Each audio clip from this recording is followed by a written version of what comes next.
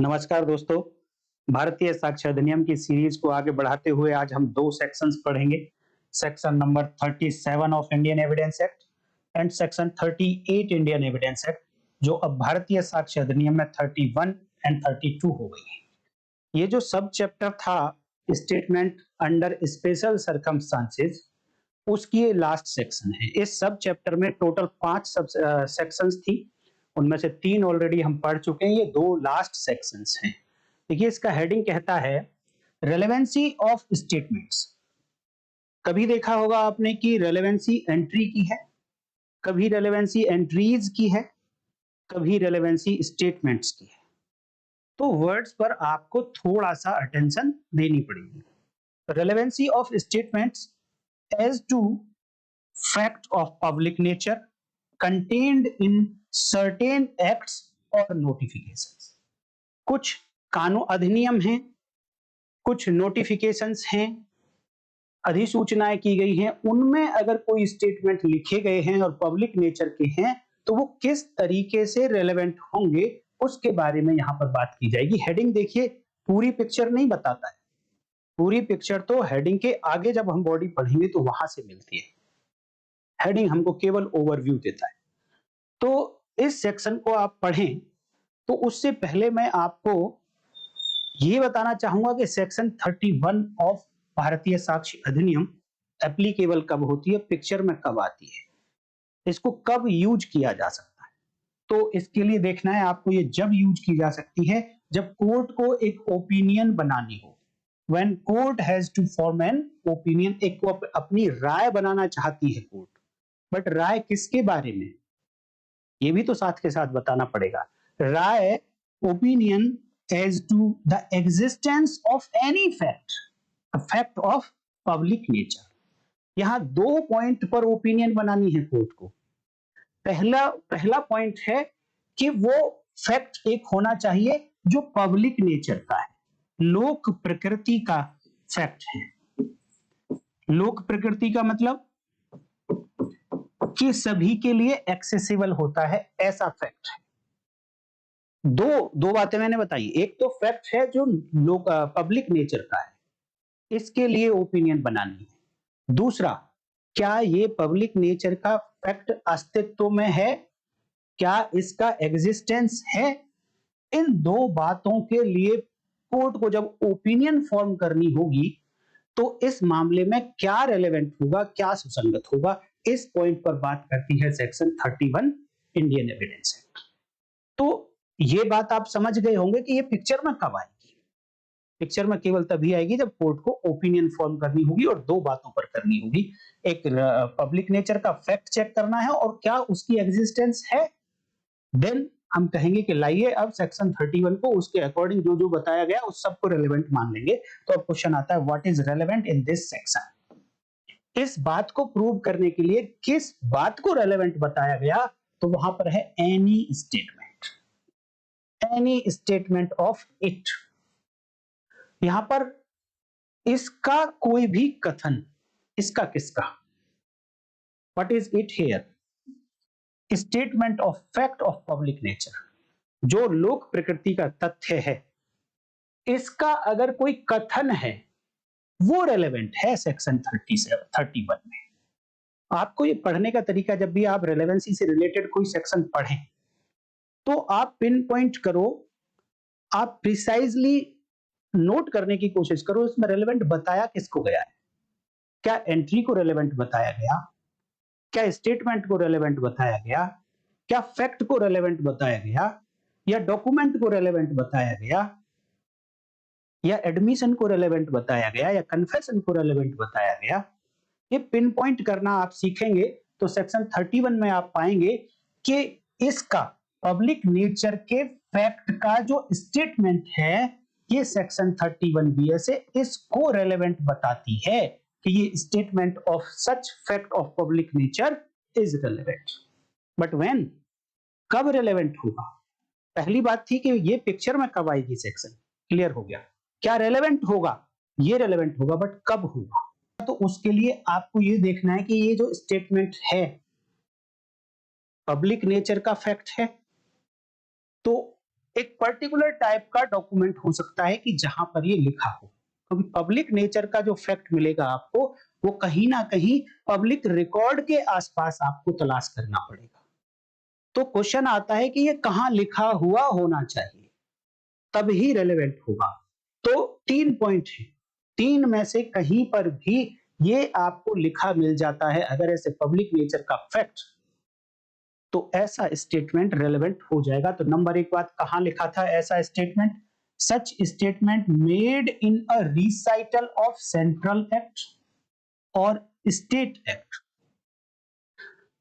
केंद्र का एक कोई अधिनियम है या राज्य के द्वारा बनाया गया कोई अधिनियम है, उसके अंदर अगर कोई रिसाइटल है, उसमें अगर ये स्टेटमेंट लिखा गया था, तो वो स्टेटमेंट रेलेवेंट होगा। अब इस लाइन से आप ना थोड़ा कंफ्यूज हो सकते हैं। आप सीधे सीधे ऐसा पढ़ सकते हैं, ऐसा लिख सकते हैं कि statement made in central act and statement made in state act. राज्य के अधिनियम या सरकार के अधिनियम में अगर कोई कथन लिखा गया था तो वो सुसंगत हो सकता है, ऐसा आप समझ सकते हैं, जबकि ऐसा है नहीं। एक्चुअल में कहां लिखा है वो स्टेटमेंट? वो उस अधिनियम में नहीं लिखा है स्टेटमेंट, उस अधिनियम के रिसाइटल में लिखा हुआ है। हिंदी में इसे बोलते हैं परिवर्णन। परिवर्णन। तो इसका मतलब क्या एक्ट अलग होता है, रिसाइटल अलग होता है? हाँ, थोड़ा सा डिफरेंस है, मैं थोड़ी देर में अभी आपको समझाऊंगा। पहली बात, कहां लिखा हुआ था? Recital of these acts.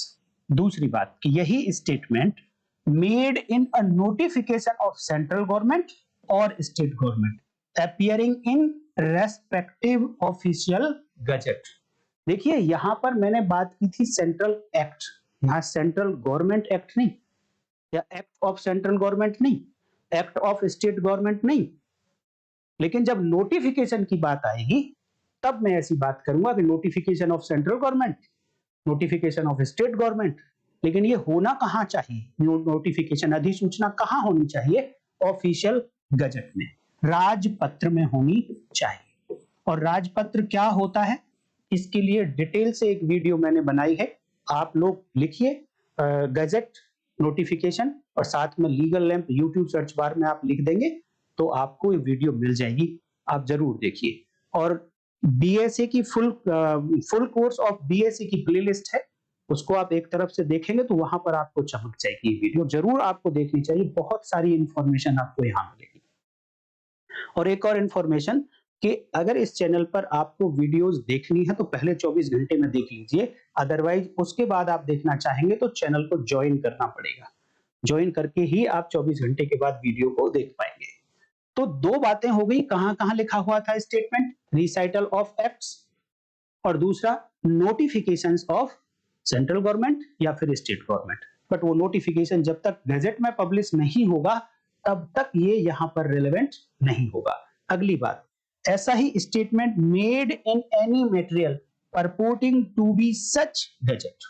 Any material का मतलब चाहे तो फिजिकल पेपर है वो, चाहे वो इलेक्ट्रॉनिक फॉर्म में है, ऐसी जगह पर स्टेटमेंट लिखा गया है, लेकिन वो पेपर या वो इलेक्ट्रॉनिक फॉर्म क्या होना चाहिए? ऐसा गजट होना चाहिए। कैसा गजट? सेंट्रल गवर्नमेंट का पब्लिश्ड गजट होना चाहिए या स्टेट गवर्नमेंट का पब्लिश्ड गजट होना चाहिए। देन इन 3 सिचुएशन में अगर कोई स्टेटमेंट लिखा और वो स्टेटमेंट किस बात का था? फैक्ट ऑफ पब्लिक नेचर था, देन ऐसे स्टेटमेंट को रेलेवेंट बनाया गया कि यहां पर जो ये स्टेटमेंट लिखे हैं ये रेलेवेंट होगा, और ऐसे स्टेटमेंट को अब आप फिर प्रूव कर सकते हैं। अब क्वेश्चन आता है whether such statement is in any act, ध्यान से सुनना, एनी एक्ट ऑफ सेंट्रल और स्टेट या अदरवाइज, क्या ये स्टेटमेंट एक्ट में है? आप वीडियो को पॉज करिए, अभी तक आपने क्या सीखा उसके आधार पर आप जवाब देने की कोशिश करिए। मेरा क्वेश्चन ये है कि ये जो स्टेटमेंट जिसको सुसंगत बताया गया है, रेलेवेंट बताया गया, क्या ये एक्ट के अंदर लिखा है? तो आप समझने की कोशिश करिए पहले कि एक्ट में क्या क्या होता है। एक्ट में एक प्रीएम्बल होता है, एक्ट में सब्सटैंटिव पार्ट होता है, सब्सटैंटिव प्रोविजंस होते हैं जो rights, duties, liabilities, procedures etcetera etcetera बताते हैं। और इसी एक्ट के अंदर कुछ एक्सप्लेनेशंस लिखे होते हैं जो लेजिस्लेचर ये चाहता है कि कहीं कोई डाउट ना रह जाए, उसको एक्सप्लेन करने के लिए कुछ एक्सप्लेनेशंस लिख दिए जाते हैं और फर्दर एक्सप्लेन करने के लिए कि इजीली समझ आ जाए कुछ प्रैक्टिकल सिचुएशन देते हैं जिनको इलस्ट्रेशंस कहा जाता है। ये सारी बातें आपको किसी भी अधिनियम में, एक्ट में देखने को मिलेगी। लेकिन यहां जो ये प्रीएम्बल है, इसको हिंदी में प्रस्तावना भी कहा जाता है, इसको रिसाइटल कहते हैं। किसी को रिसाइटल कहते हैं जिसकी बात हुई थी यहां पर पीछे कि ये स्टेटमेंट होना कहां चाहिए, उस अधिनियम के रिसाइटल में लिखा हुआ होना चाहिए। तो क्या ये कहा जा रहा है इनडायरेक्टली यहां पर कि एक्ट में अगर अंदर रिसाइटल से अलग कोई स्टेटमेंट लिखा है, पब्लिक नेचर का फैक्ट है, उसके एग्जिस्टेंस के बारे में कोर्ट को ओपिनियन बनानी है, तो क्या वो एक्ट में लिखा हुआ स्टेटमेंट रेलेवेंट नहीं है? आप ध्यान से पढ़ लीजिए सेक्शन को, बेयर एक्ट में पढ़ लीजिए। ये बिल्कुल ऐसा नहीं है कि एक्ट में लिखा हुआ स्टेटमेंट रेलेवेंट नहीं है। सेक्शन 31 में उस एक्ट के रिसाइटल में लिखे हुए स्टेटमेंट रेलेवेंट हैं। तो आज आपको ये स्ट्रक्चर समझ आ गया होगा कि किसी एक्ट को किस तरीके से बनाया जाता है, क्या क्या उसमें पोर्शन होते हैं। देखिए कभी कभी आप कंफ्यूज भी हो सकते हैं कि इसी प्रीएम्बल को रिसाइटल तो कहते ही है, इसको लॉन्ग टाइटल भी कहते हैं। आपने शॉर्ट टाइटल तो खूब पढ़े होंगे, आप सेक्शन किसी भी एक्ट की सेक्शन नंबर 1 पढ़ लीजिए, वहां पर उसका शॉर्ट टाइटल, एक्सटेंट वगैरह वगैरह बताए जाते हैं। तो मैंने एक वीडियो में पूछ लिया था आपसे कि जब शॉर्ट टाइटल की बात हो रही है एक्ट में, तो क्या लॉन्ग टाइटल भी होना चाहिए? इसी प्रीएम्बल को लॉन्ग टाइटल भी कहा जाता है और इसी को इस एक्ट का ऑब्जेक्ट भी कहा जाता है। आप पढ़ लेना कि जब कोई एक्ट बनता है तो सबसे ऊपर वो जब आप वो गजट नोटिफिकेशन वाला पोर्शन हटा देंगे तो उसमें लिखा जाता है कि ये एक्ट किस पर्पज के लिए बनाया जा रहा है, क्यों बनाया जा रहा है। अमेंड करने के लिए बनाया जा रहा है, पुराने लॉज को कंसोलिडेट करने के लिए बनाया जा रहा है। तो उसको ऑब्जेक्ट भी कहते हैं, लॉन्ग टाइटल भी कहते हैं, प्रस्तावना भी कहते हैं, रिसाइटल भी कहते हैं, प्रीएम्बल भी कहते हैं। तो अपने कॉन्स्टिट्यूशन में जो प्रीएम्बल लिखा है वो भी रिसाइटल। तो मैं उम्मीद करता हूं कि अब ये रिसाइटल में और एक्ट में अब आपको डिफरेंस समझ आ गया होगा। कुछ प्रैक्टिकल एग्जांपल देने की कोशिश करता हूं इसको सेक्शन को समझने के लिए कि किस तरीके से यहां पर क्वेश्चन आ सकता है, कौन सा फैक्ट है और किस तरीके से उसको प्रूव किया जाएगा कोर्ट रूम सिचुएशन अगर बनती है तो। देखिए existence of disturbed area, Nagaland का कुछ एरिया है, मणिपुर का कुछ एरिया है हमारे देश में, जहां पर जो अपनी सेंट्रल गवर्नमेंट है उस पर्टिकुलर एरिया को डिस्टर्ब्ड एरिया डिक्लेयर कर देती है। जैसे ही डिस्टर्ब्ड एरिया डिक्लेयर करती है गवर्नमेंट, तो वहां की फोर्सेस को कुछ एक्स्ट्रा राइट्स मिल जाते हैं, उनको एक्स्ट्रा पावर्स मिल जाती हैं। तो क्वेश्चन ये है कि कोई पर्टिकुलर एरिया पर्टिकुलर डेट पर डिक्लेयर्ड था क्या डिस्टर्ब्ड एरिया? अगर डिस्टर्ब एरिया डिक्लेयर्ड था, इस फैक्ट की एग्जिस्टेंस अगर कोर्ट को पता चल जाए और उस पीरियड में अगर पुलिस फोर्सेस ने कुछ एक्स्ट्रा पावर्स यूज कर ली थी, तो फिर पुलिस फोर्सेस उनके द्वारा किए गए बल प्रयोग से बच जाएंगी, वहां कोई उनके खिलाफ एक्शन नहीं हो। और इस फैक्ट का एग्जिस्टेंस अगर नहीं मिला तो फिर फोर्सेस जो है लायबल होंगी। तो इस बात को चेक करना है कि वो जो डिस्टर्ब्ड एरिया है, कोई पर्टिकुलर एरिया, क्या ये एग्जिस्टेंस में था उस पर्टिकुलर डेट एंड टाइम पर। तो इसको कैसे प्रूव किया जा सकता है? इसके लिए ये डिस्टर्ब्ड एरिया होना एक पब्लिक नेचर का फैक्ट है। तो पब्लिक नेचर के फैक्ट के लिए कोर्ट को ओपिनियन बनानी है कि ऐसा एरिया था या नहीं था वो पर्टिकुलर एरिया।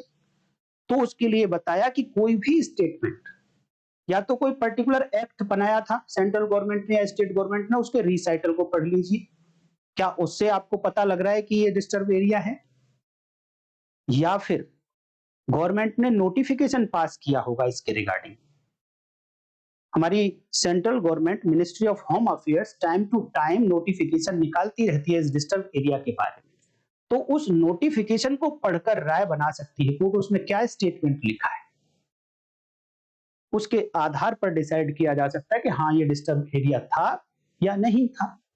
इसी तरीके से कोई क्लास क्लास है, एक कास्ट है कोई, या पर्टिकुलर ग्रुप है कोई, उस कास्ट को बैकवर्ड क्लास में रखा गया है या नहीं रखा गया है, इस फैक्ट को अगर ओपिनियन बनानी है कोर्ट को इस फैक्ट के बारे में, तो क्या देखेगी कोर्ट? नोटिफिकेशन देख लेगी उस स्टेट गवर्नमेंट का या सेंट्रल गवर्नमेंट का, कि उस नोटिफिकेशन में इस कास्ट के बारे में, इस क्लास के बारे में क्या कहा गया है। सिमिलरली कोई पर्टिकुलर कास्ट को माइनॉरिटी में रखा गया है क्या? यही प्रोसेस है। तो नोटिफिकेशन इसके बारे में देख सकता है। तो नोटिफिकेशंस में जो स्टेटमेंट दिए गए वो सब के सब रेलेवेंट होंगे। अब प्रैक्टिकल क्वेश्चन ये आता है कि अब इसे प्रूव कैसे करेंगे। प्रूव करने का मतलब आप समझते हैं, एविडेंस दी जाना। मैंने एक वीडियो बनाई है दोस्तों कि किसी भी फैक्ट को कितने तरीके से प्रूव किया जा सकता है, वो वीडियो आपको जरूर देखनी चाहिए, क्योंकि जब जब प्रूव्ड वर्ड आपके सामने आए तो आपके माइंड में पिक्चर बननी चाहिए कि कितने तरीके से प्रूव हो सकता है। ओरल एविडेंस दी जा सकती है, डॉक्यूमेंट्री एविडेंस दी जा सकती है, या फिर इसकी जुडिशियली नोटिशिएबल फैक्ट होगा क्या है, तो कोर्ट इसका जुडिशियल नोटिस लेकर इसको प्रूव कर सकती है, या इसके लिए प्रिजम्पशन है कोई, और प्रिजम्पशन भी है तो क्या सेल प्रिज्यूम है या मे प्रिज्यूम है, या ये फैक्ट कहीं डिक्लेयर किया गया है कि ये कंक्लूसिव प्रूफ है, तो किस तरीके से प्रूव हो सकता है। तो यहां पर ये ऐसा फैक्ट है कि जो कहीं ना कहीं पब्लिक नेचर का है और पब्लिक रिकॉर्ड के साथ कहीं ना कहीं मैच कर रहा है, तो पब्लिक डॉक्यूमेंट हो सकता है। तो ओरल एविडेंस दी जा सकती है, डॉक्यूमेंट्री एविडेंस दी जा सकती है। अगर डॉक्यूमेंट के कंटेंट को प्रूव करना है तो उसके लिए ओरल एविडेंस को एक्सक्लूड कर दिया गया है। मैं आऊंगा। बेस्ट रूल ऑफ एविडेंस ये कहता है कि अगर डॉक्यूमेंट के कंटेंट को प्रूव करना चाहते हो कोर्ट में, तो best evidence is primary evidence. तो ओरिजिनल डॉक्यूमेंट आप पेश कर दीजिए, लेकिन कुछ डॉक्यूमेंट्स के लिए छूट दे दी गई। सेक्शन 60 भारतीय साक्ष्य अधिनियम पढ़ेंगे तो ये कहा कि आप प्राइमरी एविडेंस की जगह पर सेकेंडरी एविडेंस दे देना, लेकिन पहले जो सेक्शन 60 भारतीय साक्ष्य अधिनियम में कंडीशंस बताई गई उनको आप फुलफिल करेंगे, then you will be entitled to produce the secondary evidence instead of primary evidence। तो यहां पर वो नोटिफिकेशन, और नोटिफिकेशन क्योंकि पब्लिक डॉक्यूमेंट है तो उसकी सर्टिफाइड कॉपी दी जा सकती है। उस नोटिफिकेशन की कॉपी, सर्टिफाइड कॉपी आप पेश कर सकते हैं। जहां पर रिसाइटल वाली बात आएगी वहां कैसे प्रूव किया जाएगा, क्योंकि वो देखिए एक्ट में लिखा हुआ है। तो क्या जो अधिनियम है, पार्लियामेंट ने या लेजिस्लेचर ने जो पास कर दिया है अधिनियम, क्या उसकी सर्टिफाइड कॉपी देनी पड़ेगी क्योंकि वो पब्लिक डॉक्यूमेंट है? नहीं। आप सेक्शन देखिए, section 50 and section 51 and 52। Section 51 कहती है fact judicially noticeable need not to be proved. ऐसे कुछ फैक्ट हैं जिनका कोर्ट को जुडिशियल नोटिस लेना ही पड़ेगा, तो ऐसे सभी फैक्ट को प्रूव करने की आवश्यकता नहीं होगी। तो ऐसे फैक्ट होंगे कौन से जिनका कोर्ट को जुडिशियल नोटिस लेना पड़ेगा? उसके लिए है सेक्शन 52, और यहां पर एक लिस्ट दी गई है कि ये फैक्ट, ये फैक्ट, ये फैक्ट, ये fact, these are declared justiciable, judicially noticeable. अब हिंदी में बोलते हैं इसको न्यायिक अवेक्षा। न्यायिक अवेक्षा देख लेना एक बारी। तो यहां पर जो पहला पॉइंट है वहां पर लिखा है all laws enforced in India. जितने भी कानून इंडिया में लागू हैं, ऐसे सभी कानून का कोर्ट को जुडिशियल नोटिस लेना पड़ेगा। जैसे ही जुडिशियल नोटिस लेना पड़ेगा, तो अब ऐसे फैक्ट को प्रूव करने की आवश्यकता नहीं है। आप मार्केट में जो पब्लिक सेल के लिए जो डॉक्यूमेंट अवेलेबल है, आप उसको कोर्ट के सामने प्रोड्यूस कर दीजिए, वो फैक्ट प्रूव हो गया। इसके रिगार्डिंग कुछ प्रिजम्पशंस हैं। अब प्रिजम्पशंस, क्योंकि देखिए नोटिफिकेशन की बात आ रही है, गजट नोटिफिकेशन है, तो उसके साथ हमेशा प्रिजम्पशन अटैच रहेगी, आपको ये याद रखना है। और प्रिजम्पशन किस बात की है? As to genuineness of official gazette. अगर कोई ऑफिशियल गजट प्रोड्यूस किया गया कोर्ट के सामने, तो कोर्ट ये नहीं कह सकती इसकी जेन्युइननेस के लिए आप एविडेंस लेकर आइए। प्राइमा फेसाई कोर्ट को प्रिज्यूम करना पड़ेगा, और सेल्फ प्रिज्यूम है, कोर्ट सेल्फ प्रिज्यूम कि ऐसा जो नोटिफिकेशन उनके सामने आया है, जो गजट में पब्लिश हो चुका है, चाहे वो इलेक्ट्रॉनिक फॉर्म में है और चाहे वो दूसरी किसी फॉर्म में है, उसकी जेन्युइननेस पे क्वेश्चन नहीं उठाएगी कोर्ट। उसको प्रिज्यूम करना पड़ेगा कि ये नोटिफिकेशन जेन्युइन है। अगर इलेक्ट्रॉनिक फॉर्म में है वो नोटिफिकेशन, तो 81 बीएसए ये बात कहती है, और अगर दूसरी फॉर्म में है तो सेक्शन 80 ये बात कहती है। तो नोटिफिकेशन अगर पेश कर दिया आपने कोर्ट के सामने, तो कोर्ट उसकी जेन्युइननेस के बारे में क्वेश्चन नहीं उठाएगी। कोर्ट को मानना पड़ेगा कि हाँ ये सही है, जब तक कि दूसरी पार्टी, सेल्फ प्रिज्यूम का मतलब ये नहीं है कि अब हमेशा के लिए कोर्ट यही ठीक मानेगी। अगर दूसरी पार्टी ने प्रूव कर दिया कि यस ये तो जेन्युइन नहीं है, इसमें तो फोर्जरी है या झूठा है, देन फिर कोर्ट एविडेंस मांग सकती है कि अब आप एविडेंस लाइए कि ये जेन्युइन है। तो ये थी सेक्शन 31 बीएसए। अब बात करते हैं सेक्शन 32 बीएसए, जो पहले 38 हुआ करती थी इंडियन एविडेंस एक्ट में। इसका हेडिंग कहता है relevancy of statements again statements as to any law, as to any law contained in any law book including electronic और डिजिटल फॉर्म। तो सबसे पहले वही क्वेश्चन कि ये सेक्शन एप्लीकेबल कहां होती है, कब अप्लाई करेंगे, कब पिक्चर में आएगी। तो उसी तरीके से सेम बात जैसे कि 31 में कोर्ट को ओपिनियन बनानी थी, यहां पर भी कोर्ट को ओपिनियन ही बनानी है किसी पॉइंट पर। तो आपने पिछली सेक्शन में क्या देखा था कि ओपिनियन किस बारे में बनानी है, कि कोई फैक्ट पब्लिक नेचर का एग्जिस्ट करता है या नहीं करता है, इसके बारे में ओपिनियन बनानी थी। बट यहां पर ओपिनियन बनानी है कोर्ट को as to a law of country, किसी देश के कानून के बारे में राय बनानी है। लेकिन थोड़ा डिफरेंस आप लोगों को नजर आ रहा होगा पिछली सेक्शन 31 में एंड 32 में, कि वहां पर एग्जिस्टेंस की बात हो रही थी और यहां पर किसकी बात हो रही है, यहां पर एग्जिस्टेंस वर्ड मिसिंग पाएंगे आप, कि एग्जिस्टेंस वर्ड यहां पर नहीं है।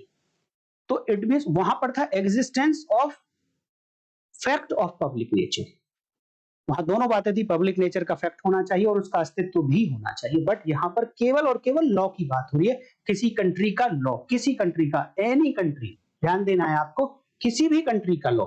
तो किसी भी कंट्री के लॉ में कौन कौन कंट्री होंगे, मैं अभी आऊंगा इस बात पर।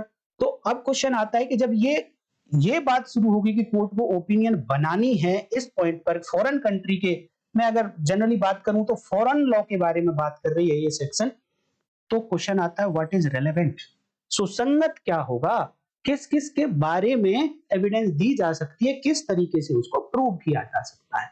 तो अगेन एनी स्टेटमेंट, पिछली सेक्शन में भी स्टेटमेंट रेलेवेंट था, इस सेक्शन में भी स्टेटमेंट रेलेवेंट है। Any statement of such law, such law मतलब किसी कंट्री का लॉ, वो रेलेवेंट है, सुसंगत होगा कोई भी स्टेटमेंट जो ऐसे लॉ के रिगार्डिंग हो। तो अगेन क्वेश्चन आता है कि ये ऐसा स्टेटमेंट कहां लिखा हो, जैसा कि हमने पहली सेक्शन में देखा था, उसी तरीके से यहां पर है दो प्लेस आपको चेक करने, दो जगह, अगर ये ऐसा स्टेटमेंट लिखा हुआ है तो वो रेलेवेंट हो जाएगा, अदरवाइज रेलेवेंट नहीं होगा। पहली जगह कौन सी है कि ऐसा statement of such law contained in a book, एक बुक में होनी चाहिए, और बुक कहां से कैसी हो, परपोर्टिंग टू बी प्रिंटेड या फिर पब्लिश्ड। परपोर्टिंग का मतलब होता है कि ऐसा दिखाया जा रहा है कि ये प्रिंट हो गई है बुक या ये पब्लिश हो गई है, दोनों में से कुछ भी एक बात हो जाए। लेकिन प्रिंट किसने किया, पब्लिश किसने किया, तो under the authority of government of such country, जिस कंट्री के कानून के बारे में बात करने जा रहे हैं उस कंट्री की अथॉरिटी ने, उस कंट्री की जो गवर्नमेंट है उसकी अथॉरिटी ने ही प्रिंट किया हो, या फिर प्रिंट नहीं किया तो प्रिंट किसी और ने किया तो पब्लिश अथॉरिटी के द्वारा हुआ हो। और ऐसी बुक के अंदर अगर कोई स्टेटमेंट है उस लॉ का तो वो रिलेवेंट हो जाएगा। बट प्लस इसके साथ में एक और बात, and to contain any such law, उस बुक के अंदर ऐसा स्टेटमेंट होना चाहिए। तो पहला प्लेस तो हो गया कि वो बुक जो किसी अथॉरिटी ने, उस कंट्री की अथॉरिटी ने प्रिंट की या फिर पब्लिश कर दी है। दूसरा पॉइंट कि वो statement of such law contained in any report of ruling of courts, law book में है तो भी फॉरेन लॉ है, अगर लॉ बुक में नहीं है बट किसी कोर्ट की रूलिंग है, उस कंट्री की कोर्ट की रूलिंग है, जैसे कि हमारे कंट्री की कोर्ट की रूलिंग्स होती है तो वो भी लॉ बन जाती है। इसी तरीके से अगर उस कंट्री की कोर्ट की कोई रूलिंग है और फिर वो किसी बुक में है, तब ऐसी बुक में अगर कोई स्टेटमेंट है रूलिंग से रिगार्डिंग तो वो रिलेवेंट हो जाएगा। और इस बुक में क्या क्या इंक्लूड है, इलेक्ट्रॉनिक फॉर्म में है वो, चाहे वो डिजिटल फॉर्म में है, बट वो रिपोर्ट होनी चाहिए उस कोर्ट की, उस कंट्री के कोर्ट की जिसको हम चेक करना चाह रहे हैं कि ये उस देश का लॉ है या नहीं। तो ये दो जगह पर जैसे ही कोई स्टेटमेंट ऑफ लॉ लिखा मिलेगा तो आप समझ जाइए कि वो रेलेवेंट है। अर्थात जब भी फॉरेन लॉ की बात आए तो आपको क्या पेश करना है, उस देश का लॉ जिस बुक में लिखा हुआ है चेक कर लीजिए कि वो बुक अथॉरिटी ने ही प्रिंट की हो या पब्लिश की हो, आप कोर्ट के सामने पेश कर दीजिए। या फिर उस देश के कोर्ट की रूलिंग है तो उस रूलिंग के लिए जो बुक रखी जाती है पब्लिश करने के लिए उसको पेश कर दीजिए, तो कोर्ट मान लेगी कि हाँ ये फॉरेन लॉ ही है। अब क्वेश्चन उठता है कि जो एनी कंट्री वर्ड यहां पर यूज हुए, क्या उसमें इंडिया इंक्लूड है? क्योंकि एनी कंट्री का मतलब तो सारे कंट्री हो गए, तो क्या इंडिया इंक्लूड है? इसका जवाब है नहीं, इसमें इंडिया इंक्लूड नहीं है। क्यों नहीं है? कि इंडियन लॉ के बारे में जब बात होगी, लॉ ऑफ एनी कंट्री और लॉ ऑफ इंडिया, तो लॉ ऑफ जब इंडिया की बात होगी तो कोर्ट बाउंड है, पीछे मैंने दो सेक्शंस आपको बताई, सेक्शन 51 एंड 52, इनको आप देखेंगे तो कोर्ट बाउंड है कि इंडियन लॉ का तो उसको जुडिशियल नोटिस लेना पड़ेगा, उसके लिए कोई एविडेंस देने की आवश्यकता नहीं है। अब क्वेश्चन आता है कि क्या यहां पर केवल और केवल फॉरेन लॉ ही है? तो क्योंकि आपने देखा कि हाँ इंडियन लॉ का तो जुडिशियल नोटिस लेना पड़ेगा, तो ये सेक्शन केवल और केवल फॉरेन लॉ की बात करती है, इंडियन लॉ की बात नहीं करती। अब क्वेश्चन फिर आता है कि फॉरेन लॉ को प्रूव कैसे किया जाएगा। अगेन प्रूव की बात आएगी तो आपके माइंड में वही 4-5 बातें आनी चाहिए कि किस तरीके से प्रूव किया जा सकता है किसी फैक्ट को। तो एक बात है कि क्या इसका कोर्ट जुडिशियल नोटिस ले सकती है इंडियन कानून की तरह? नहीं ले सकती, क्योंकि उस लिस्ट में जो सेक्शन 52 बीएसए में लिस्ट बताई गई, उस लिस्ट में फॉरेन लॉ है ही नहीं, इंडियन लॉ है। और जुडिशियल नोटिस केवल और केवल कोर्ट उसी लिस्ट में बताई गई बातों का ले सकती है, अदरवाइज नहीं ले सकती है। इसलिए इसको इसी तरीके से प्रूव किया जाएगा जैसे कि किसी ऑर्डिनरी फैक्ट को प्रूव किया जाता है, अर्थात उसके लिए ओरल एविडेंस है या डॉक्यूमेंट्री एविडेंस है। अगर ये कानून है तो ओरल एविडेंस तो जनरली नहीं आएगा, इसके लिए डॉक्यूमेंट्री एविडेंस ही देनी पड़ेगी। और वो बुक है पीछे, जो बुक जिस बुक में कानून लिखा हुआ वो पेश कर दीजिए आप, या फिर एक सेक्शन है 45 इंडियन एविडेंस जहां पर एक्सपर्ट की ओपिनियन की बात कही गई है। आज की डेट में सेक्शन 39 और उसकी सब सेक्शन 1 है बीएसए में। तो कोर्ट को जब फॉरेन लॉ के बारे में अपनी ओपिनियन बनानी होती है तो वो एक्सपर्ट की राय भी ले सकती है, बट एक्सपर्ट यहां कौन होगा? जिसको फॉरेन लॉ की जानकारी है।